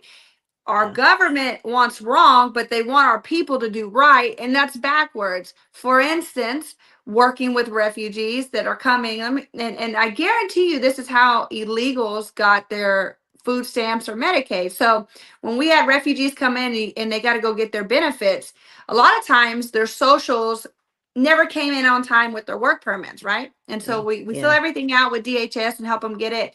We're like, hey, their socials aren't in, and what can we do? Is there a food bank? I was a deer in the headlights when they said this. The caseworker said, for their social, put 000000000, and that will bypass them to get approved for food stamps. Wow. So I'm sure you guys are on the same page with me, and we're wondering how illegals are getting food stamps. There you go. There's your answer. So when we have federal government breaking the law and doing everything wrong, but then we're pointing to the people saying, you better do right, it's contradicting. Like we need people, we need to change our system. I mean, you're laughing, but I'm like having a brain aneurysm. It pisses me off. The problem so bad. is I've been around this for 10 years now, and I have been hollering from rooftops to get people's attention on this. And Councilwoman Tony Kennedy and Spencer, she would always do her best to get out everything that I know. She's like, man, Lisa, the knowledge you have, because I take everything as a learning experience. I never turn nothing down. I learn from it, but nobody wants to listen. Nobody wants to listen. Yeah. Well, I think, and it's the same way with so many different things in the election board, in my experience. Well, we've always done it this way. So you've always not followed the law, and it's always been okay that you're just not following the law. And then that's always okay because it's just the way you've always done it. I mean, we have so much complacency, just absolute ridiculous levels of complacency. And I do think, and I'm sorry, I'm sure I'm going to get like in super trouble with this. And I guess, okay, point the arrows here. I don't think we vet people for government jobs very well. And No. so I don't know that we're getting the best of the best in a lot of those government jobs. And then if you do get the best of the best in the government job pushes that best of the best person where they're just like, I can't take this anymore. I've told you how to do this. I've told you how to do that. Here's the problem that you have there. Nobody's listening to me. I'm leaving. And that's what ends up happening. I mean, happened to me too. Well, I like, mean, good teachers leaving the school system. yes. And also, like, just like what Lisa said, you know, it's a total good old boy system. You've got like that job, the labor commissioner, you've got just retired, termed out legislators, whatever. They just get that job because they're a good old boy in the system. I mean, that's how the whole thing works. It's unbelievable. And you said schools. I want to say this real quick because I watched one of your shows, Jenny, and and I had left a comment about IEPs, and I want to just throw this in there too with our schools, which really goes hand in hand with the workforce. Like I told you, those two are very important to me. Yeah. We are giving our children IEPs like it's candy. Yeah. We are Yes, handing them out left and right. Because they get money for it. The school gets money for it, and the parents. Let me tell you my experience. My daughter, who's now 12, she was 6 at the time, and I got a call from OU psychiatry department. Like, we have a referral for you for your daughter. I was so mad because I'm like, what? As a mom too, you get offended. Like, you think you think my daughter's crazy? Who did this? And the school sent it over to them. Wow. I call my dad and I'm like, I'm furious. I'm not going to that. I'm not taking her. And he's like, just take her. You will learn something from it. Just see what they have to say. And I'm so glad I did, because now I can speak about it after doing, experiencing and research. So I take her, they do her study. They call me 2 weeks later and they say, Miss Janloo, your daughter has ADHD.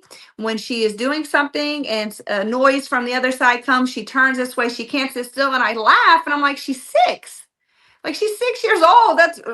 Doesn't that what normal 6-year-olds do? They don't pay attention. And she goes, well, listen. And I tell people, here's the marketing pitch. She said, we can put her on a medication that will calm her down. Then she can focus, right? Then you can go file for Social Security benefits for her, which is money. And then the school gets money from it. Wow. And here's the thing. When you look at numbers and you look at IEP, Oklahoma's 3rd in the nation with the most IEPs. And about 80, I would argue more percent are from lower income families, because they say, hey, if you put them on IEP, you'll get so much money for it. And no fault to the family who is a single parent. They're like, wow, another $500 or $600 a month can help me in my household. I didn't choose that route. Again, it's my upbringing. I said, hey, I got to be mom. I got to sit with her longer. We got to focus. I didn't go out on the weekends. I didn't go hang out with friends, I stay home with my daughter. I learned her study pattern. And now she's the president of her book club at her school when they were questioning her about reading. And the thing about IEPs is when we're putting them on these medications, and then they turn 18 and want to get in the workforce, and you wonder why you go to McDonald's and they're like, hey, what can I get you? Instead of like, hi, how you doing? And their customer service sucks. It's because they've been on medication their whole childhood, that they literally, physically, mentally don't know how to comprehend certain things. So we are, like I said, we are setting them up to a pathway to prison rather than a pathway to purpose. When you go to schools now, the schools are dark inside, the teachers are upset, the kids are upset. We have given them a prison environment, and then we say, hey, you're 18 now, go do something good with your life. It does not make sense. I'm sorry, I'll get off my soapbox with that one. I'm very passionate about that. Well, you're the perfect example of a parent taking responsibility for their kid rather than just leaving them in the system. I mean, that's what's supposed to happen. Exactly, Lisa. I mean, you did exactly what we're supposed to do. Yeah. But here's the problem again. Complacency on the behalf of the parents. I just don't know what to do. Well, and then the God complex. Oh, well, the teacher knows better than I do. I'm just a parent. What do I know? And this is what people do. And again, I'm back to the throat punching because I'm like, I don't know how to fix this problem. I mean, because I've argued for years about homeschooling your kids. Take them out of the system. They're your kids. You take care of them yourself. But I don't know what I would be doing. I don't know how to do that. Well, they know better than I do. But I mean, honestly, there are some schools right now where you could be taught by dogs playing harmonicas better than the teacher in the classroom. My 13-year-old came home from school and she's like, because my kids know you're educators, you're very respectful, and adults, sure. you're respectful. I mean, I have people that come over and my kids go to the kitchen, they bring fruit and plates and water, they know how to host their guests, and it's because of what I learned and I'm teaching my kids. And so they know how to treat in their classroom. So my daughter comes home and she's upset and she's like, Mommy, do not get mad at me. I didn't yell at my teacher, but we kind of were going back and forth, and it was shocking to me because she knows better. And she said, "Well, there was my children are biracial kids, and there was a comment made about a bunch of kids in the classroom, and my daughter, of course, she gets it from her mom. She has to say something, and she's like, that's not appropriate. You can't say that to this demographic of kids." And then the teacher tells my daughter, well, that's a matter of opinion. And so my daughter gets in this heated argument with the teacher of what a matter of opinion, what a racist statement is, what, and they're going back and forth. So the teacher calls me and we have a meeting, and I said, and I'm breaking down how she makes zero sense. And then she goes, listen, I'm not a racist. On the back of my car, if I take you outside right now, I have a BLM sticker. I'm not a racist. And I said, you just told me you are now. Like, that just said you are. Like, that was the worst comparison you could have given me. And so, because earlier in the meeting, she had said, listen, I'm an attorney and I just don't practice anymore. I'm like, well, now I know why you don't practice, because your points are awful. But this is the product of a lot of teachers, not all of them. There's some good ones, but there are a lot that we have our kids teaching them in the classroom. Well, it's funny because when we were fighting against Common Core, one of the things that Julie and I went to was the pastors used to have a big, it was great too, really enjoyed it. The pastors used to have a big weekend conference and we'd go to it and put our table out and, get to meet people and things like that. And one of the years that we were fighting against Common Core, we had I just thought, let's ask some of the teachers who come by about Common Core and, get them on camera talking about it, because that always makes so much bigger of a people, really like to hear somebody talk about it in their own words. And so we were doing videos with some of these teachers that would come by, and one of them said something that I will never forget. Even though I still have the video, I will still never forget what she said. And she said, what's happening is with this Common Core, not only are we trying to put kids, make everything just this level playing field. What we're trying to do is run the good teachers out of the classroom. That's the only thing that this effort is really trying to do, because a good teacher is never going to want to script in a classroom, and a teacher's never going to want to bring down the highest kids in the class to the lowest common denominator or even the middle. They all want people to be their individuals. And I just remember thinking to myself, and it still makes so much sense to me when you think about it. So many of those federal things that Obama put in place were just, we knew he was a Marxist communist when he came in. Those of us who actually were paying more attention to what he did rather than to what he looked like, we knew what his actions were before he came into office. And that's how you fundamentally change America. And don't forget, that's what he said, right? Change was his little Mhm. campaign slogan was Mhm. change. That's how you change all of America, is you basically find a way. He did it with cars too. Remember the cash for clunkers thing? Let's get all the cars out of the market that didn't track you everywhere they went, that didn't have a computer in them, that you could work on yourself, that you could be self-sufficient. If you really wanted to figure out how to work it, you could do it. Let's get all of those out of the market. So now we've got all of these cars that as somebody has to work on, you can't be self-sufficient and figure out how to do it yourself. Let's get Common Core in the classroom so that we can make teachers puppets, and all they're going to do is just what the script that we tell them to do. People don't put these things together. They just don't. They didn't understand when he said change, that change meant the fundamental reorganizing of America from a Republican democracy to a communist regime. They never got that. But then we're all sitting here right now going, wait a minute, why is this happening? What is it's just arg. Look, I have Sorry. to get my charger. Just give me 1 second. You guys talk for 2 seconds. Let me get my charger because I'm enjoying this and I don't want my phone to hang up. 1 second, okay? Okay, we'll wait on you. But that, I mean, it frustrates me so badly. And I know, Michael, you feel the same way, because if only people would open their eyes, you could see it. It's unmistakable, but people just won't do it because it's too hard. You know, the people have already lost friends from COVID or whatever, and I'm just done. I don't want to say anything more. I mean, it's just so frustrating because the problem seems so insurmountable, so Yeah, enormous. I mean, well, they definitely are. I mean, the scale of it is a lot bigger, I think, than what we realize. But people aren't really affected enough.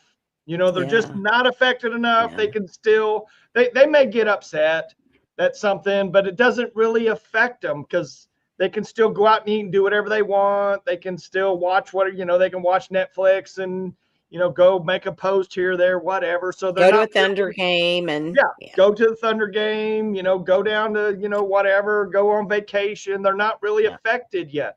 So yeah. until we start really getting hurt, feeling the pain of how bad things have gotten, then that's when things will start changing.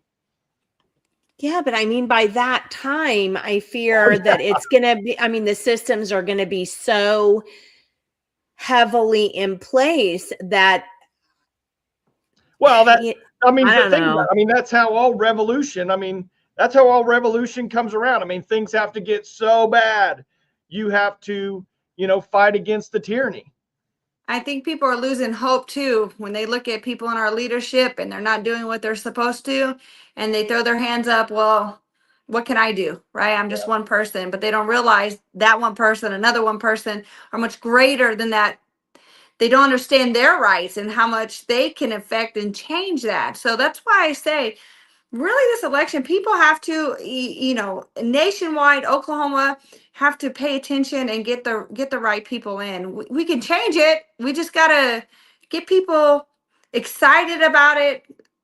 Give them some kind of hope. I think it's hope that we've lost, and people just give up. Yeah.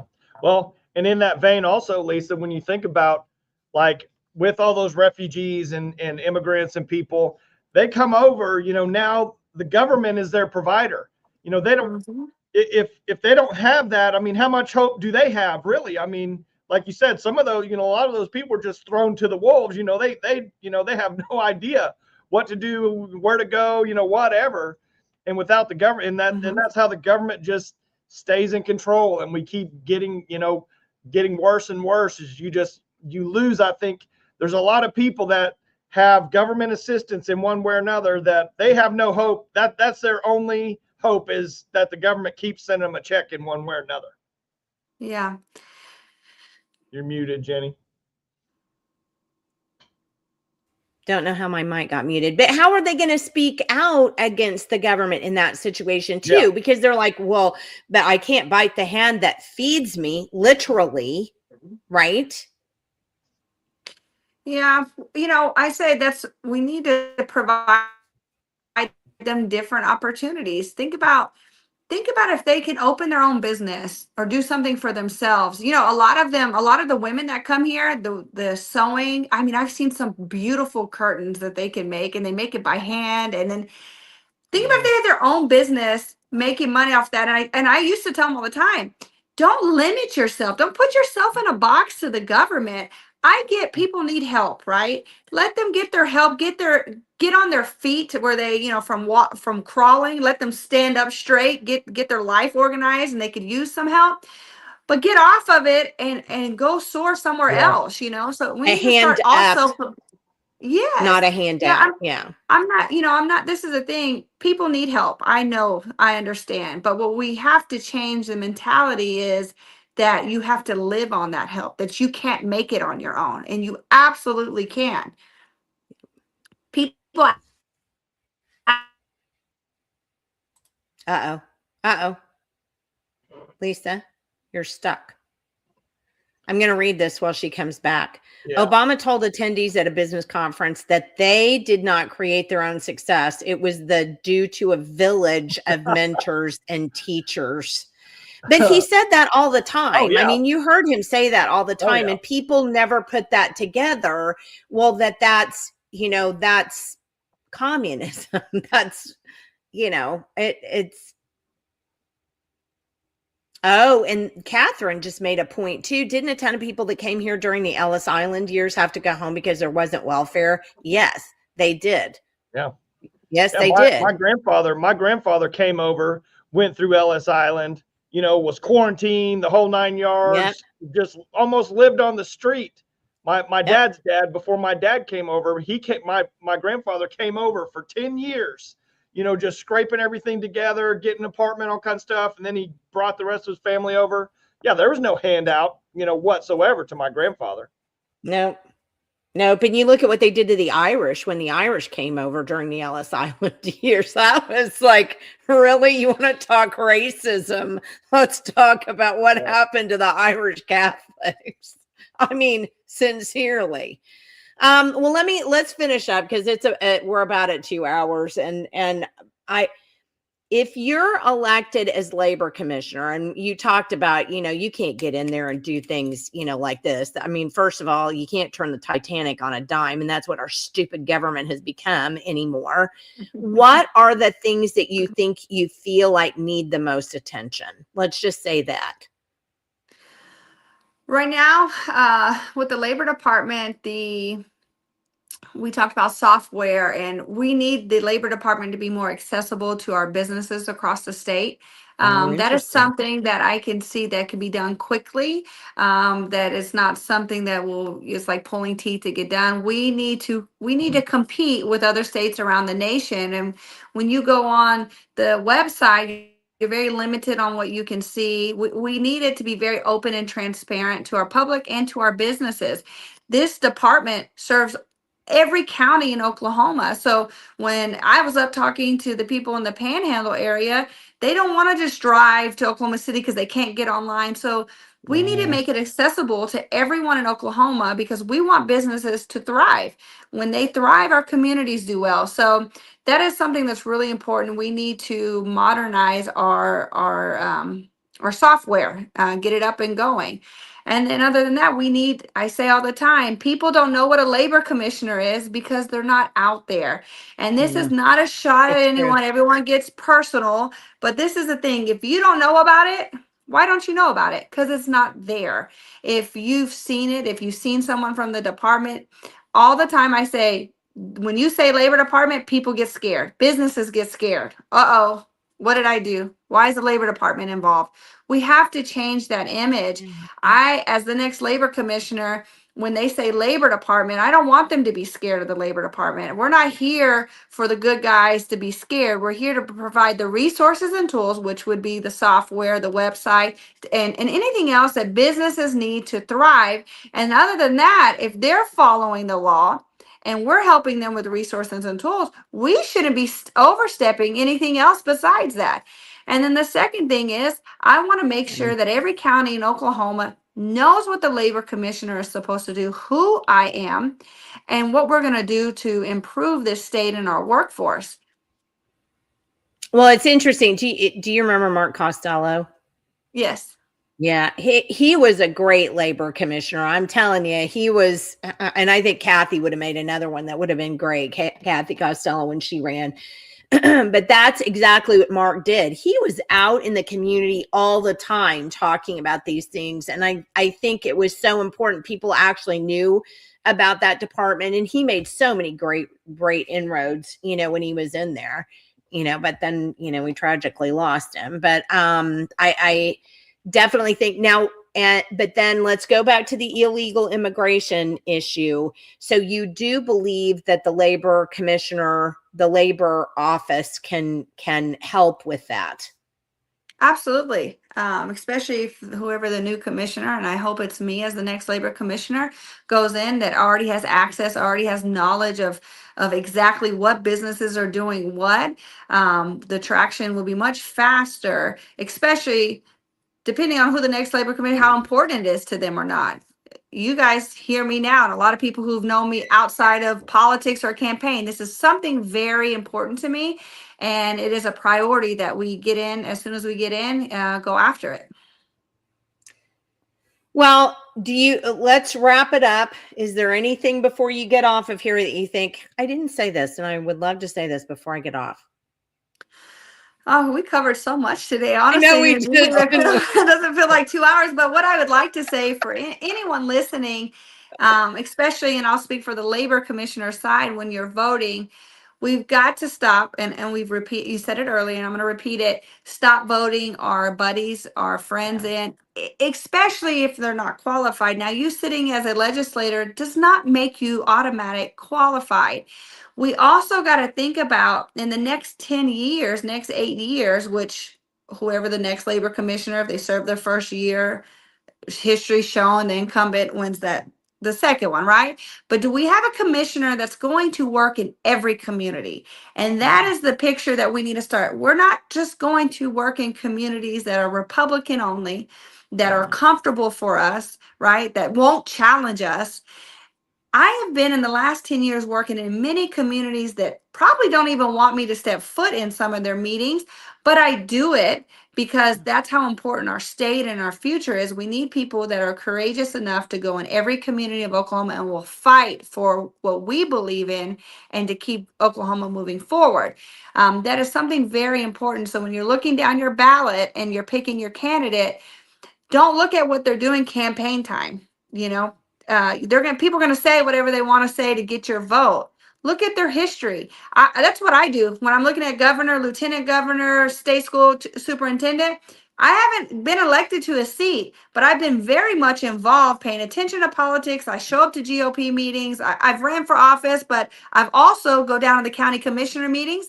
I remind the 2 Republican commissioners that we have recently, they had the sales tax increase. I told them, hey, don't forget, we're not for increasing sales tax, but I'm the person out doing the behind the scenes, and we need to see and get those people elected because we don't get paid doing that. We do it because we genuinely care about our state. And that's what I ask everyone when you go down your ballot, look for those different aspects, different qualities, and when you pick your person. And I would love to be your next labor commissioner. Well, Lisa, we'd love for you to be that commissioner also, Lisa. But I mean, she does make a great point about that. I mean, there are people out there that are doing the work for free. If they're out there doing the work for free, it means that they're invested in that, and that should be where you're looking. Yeah. And I'll say this too. I don't know if you guys were watching recently, a lot of our state elected officials, the new people coming in will get a raise anywhere from 30%, I believe, to 100% raise for state elected people, which I think is crazy, right? And especially what outcome, if we're Oklahoma's bottom at everything, why are they getting an increase? So I say that to say I have put out and I vowed that whatever that increase is, I'm putting back into our workforce. That's how much this means to me. When I look at my opponents that I'm going against and they say, well, I'm terming out and I think this is my next seat. In my mind, as a business owner, I'm saying it goes off. Oh, I've lost one job. I need another job. Hire me, please. That's what I get from it. And we don't want that mentality. You know, we want someone who truly cares. Listen, I'm 36 years old and my home is paid for. My 3 kids are great. I own my own business. I am truly doing this for the future of Oklahoma. And so when they're like, "Oh, you're going to give your raise," or yes, I absolutely am, because that's how important it is. The last 10 years, my babies were going with me to council meetings, school board meetings. As park chair board, I was getting calls at 2 a.m. The rodeo ground is on fire. I did all that because I love my state and the people that are in it. And so we got to start seeing people's passion for the position as well. So Another round of applause. Yeah. I completely agree. I mean, you get what you pay for, people, which it means you Yes. get what you vote for. So, you know, well, Lisa, I have enjoyed our conversation immensely. I so am, and Karen wants to make sure that everybody knows that you will be speaking at their OK2A meeting in the morning at 10 a.m. at Liberty Church, 450 East Main in Yukon. So if you'd like to see Lisa in person, then that's where you need to be tomorrow morning at 10 a.m. And it's easy to find. Liberty Church is right there. You don't have to go look for it. It's just right on Main Street. You drive right by it. It's got a big thing that says Liberty Church. You can't miss it. No reason not to go if you'd like to meet Lisa in person. So there you go. And Lisa, hi, Karen. I just love her, by the way. And I'm going to be speaking, but I won't stay too long afterwards, because I was asked to come to the memorial for the mother and daughter who passed away up in Fairview area. I was out there the Monday before the tornado hit, and I was checking on them, and then they sent me an email. I mean, they were so welcoming to me, and they're like, "Hey, can you come out to the memorial?" So when I leave the church, I'm headed there. So yeah, well, that was such a tragedy. Lisa, thank you so much for being on with us today. I really appreciate it. It's very eye-opening. Really enjoyed having you on. So just thank you so much for taking the time. Thanks for having me. Let me know when I can come back. I enjoyed you guys. We'll do that. Absolutely. Thank you. All right. Thank you Have a guys. great Have week. a good day. Bye-bye. Bye-bye. Boy, did I enjoy that conversation. And is Lisa the real representation of, just a person that is going to get involved and do the right thing compared to a politician? I mean, come on. Yeah. Well, I mean, and I don't want to run down the person who's running against her. I do not want to do that. I think he's a very nice person, and I don't at all want to run him down. We don't forget he was the legislator who helped get the legislation against CRT out, and get that passed. So, I mean, I don't want to run anybody down, but I do think that it's time that when you are finished being a legislator, then it's time to go home. I mean, when you think about what the founders wanted for our country, it was just you served 2 years and you found somebody else in your community that was going to do it, and you did it. And I know what people say, and I'll be honest, I did buy into it for a little bit of time, and I simply don't do it anymore. But they used to say continuity, well, we've got to have continuity, and we've got to have some kind of continuity of government. So we need to get these people need to be in there longer. Well, what have we found instead of continuity of government keeping these people in there longer? We found an enlargement of government, not a continuity of government. So that's a big problem. I mean, I would prefer to have a much, much smaller government and maybe have to bring some people up to speed a little bit on this or that or the other thing once they get elected, rather than to have people who occupy these seats like they're glued to them, right? And then they pop the glue off of that one to go get glued into another state job, which they pop the glue off of that one and then go get, I mean, it's just the revolving door of government employees, if you will. It just needs to stop. Who'd we have on? Was it Dana? Maybe we were talking about all those boards and commissions and all the task forces, and maybe it wasn't Dana. I can't remember who it was, but I mean, it's never 546 boards and commissions, something like that. Yeah, I mean, over 500. Yeah, who's paying for that, Michael? Yeah. And really, what do we get? What do we get for any of that? Is your life immensely better, Jenny? Do you have much more freedom? Do you have much more liberty? You know, or are you paying more in taxes? Or is your money not as valuable as it used to be? Is your life even, more difficult, more red tape, more this, more that? I see it. Yeah, I don't, and I'll be honest, I can kind of see advisory boards for certain things, like, for example, DHS should have an advisory board, and it should be, to me, I mean, it should be people who are, who have the chops to be able to reel DHS in and give them appropriate guidance on things.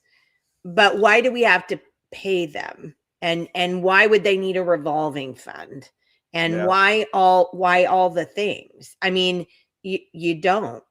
Yeah. You don't. But if you do have the other thing, then you've enlarged your power in government, and that's the problem. Well, it's a double-edged sword, though, because if there is no benefit to being on that advisory board per se, then we run into the same school board situation where you literally have school systems, school districts grooming people to be school board members because they're the directing force of the board of the district. So, I mean, it's like a lose-lose situation. But again, and think about how many people don't even critically think that. You know what I mean? I mean, we just don't even critically think these things, and somehow, and again, I'm not putting anybody down, but we just tend to default to, well, he or she is a lawmaker, they'd be great in this position. How? Oh yeah. How exactly? How does being a lawmaker, how does that suit you for anything specifically? I mean, I guess I know that when I was mayor, I learned this about this and this about this. And that, I mean, there was a whole lot of information that I got, and you do learn things along the way, but I don't know that makes you a better this or a better that just because you know. No, it's kind of goes back to that thing we talk about all the time where you have just your self-proclaimed expert. You're a lawmaker, so now you can do this. You're this, so you can do that. I mean, it's just like pickup sticks. Yeah, I mean, it's very true. Amy said, and this is a good one, she's had a lot of really great comments, and I just haven't had time because we've been having such a great discussion. Continuity of health is different from continuity of life support. Yeah. It's so true. Our country is on life support. We need a second opinion at this point. I mean, I just don't know. It's just, and Karen says exactly about the lawmakers. I just don't. Sometimes I feel like you and me, Michael, we're just screaming into the wind, I also just want to rename lawmakers instead of lawmakers blowhards. That's what I want to say. Yeah. I just don't. I look at so many of just do the will, do the bidding of whoever's paying them the most. Yeah. I mean, one of these days I'm going to have to figure out a way to do a meme so that we have legislators, and then we start putting patches on their shoulders, Nextera, OG&E, whatever it ends up being. I mean, it's just so Chamber of Commerce. We need patches. Then that would be kind of accountable. So at least they're sitting there at a committee hearing, and when they're denigrating people like Jim Shaw and Molly Jenkins and, fill in the blank there, Yeah. at least we can look at their patches and go, oh, well, Yeah. I get it. Be like NASCAR. Be like NASCAR. Got to show all their sponsors. And the more money they get, Jenny, the bigger the patch needs to be, the more money that it is. Because you can't just have a tiny little, for your big bad guy that's donating to you. Can't be just a little tiny one hidden. Needs to be real big. I love that idea. Maybe even color coded. Maybe color coded patches, like red or yellow is like the biggest donors, and then down the list. That's a great idea. I love that idea. Just I wish I little had more time to do that. I would start making up memes today. And then maybe like with here's a good little deal. See, we can use AI to do all this stuff. What we need is like when you watch a session or there's some meeting, some committee meeting, whatever, whenever it pans over to whoever's talking, then it just on the screen just needs to flash up, have a scrolling list, or just like our little scroll down here at the bottom just needs to have all their donors on there, just going across, so just right on the side.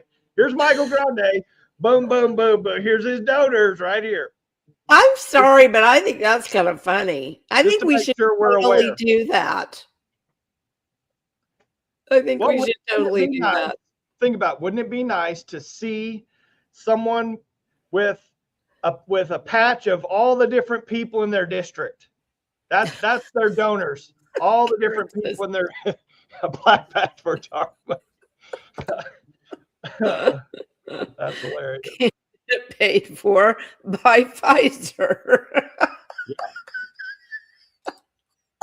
100%. Oh gosh, we're laughing, but it's not really funny because we've gotten to the point where, we kind of, I think even, I'm not going to say most, but I'm going to say, I do know that a lot of people get that that's what's going on at the federal level, but I think that those same people don't understand that that's what's going on underneath our feet at the state. Oh, yeah. And I just don't think they get it. 100%. Well, just you just look at the energy, the green energy business, and the energy subsidies in this state alone. That answers the question right there. Yeah. Just that one little topic right there answers the question. It does 100%. It does 100%. Who was it the other day that was talking about like NextEra paid for the speakers ball last year? Was one of the main sponsors for the speakers ball, and you're like, okay, well, there you go. Hey, speaking of money, not to rain on anybody's parades, I just want to throw this in real quick. Okay, that we're talking about the federal level, some money.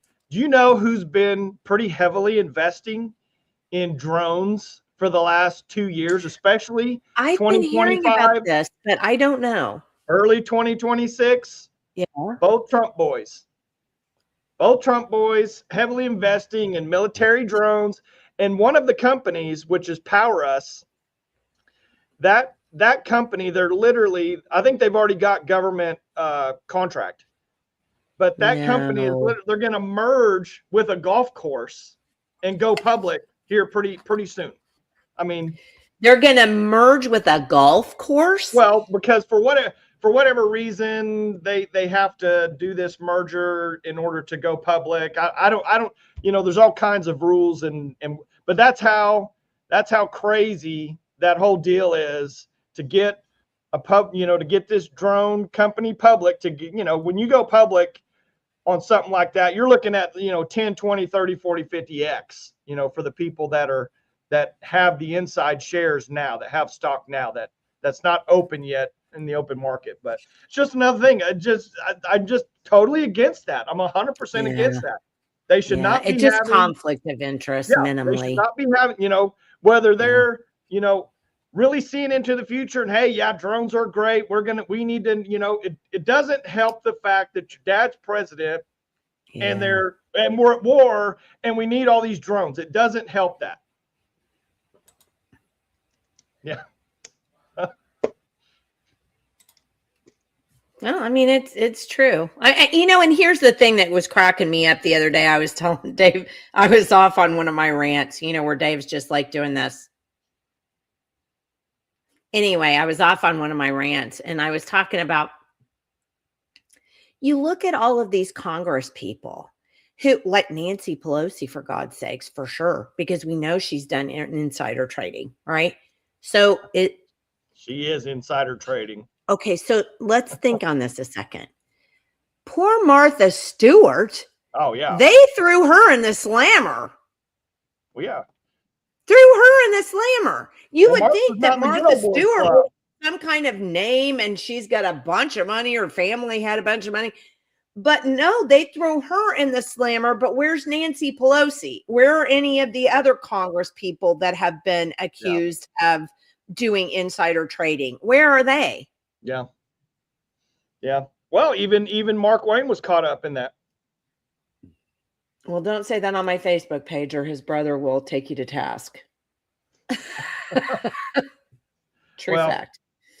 There's no doubt that if you or I did it, oh yeah, we would be in handcuffs. The SEC would come in, the Oklahoma SEC would come in and take you to jail. No doubt about it. Yep. Absolutely, 100%. There's no question about it. But by God, if you're so-and-so, it's the whole rules for me and not for thee thing.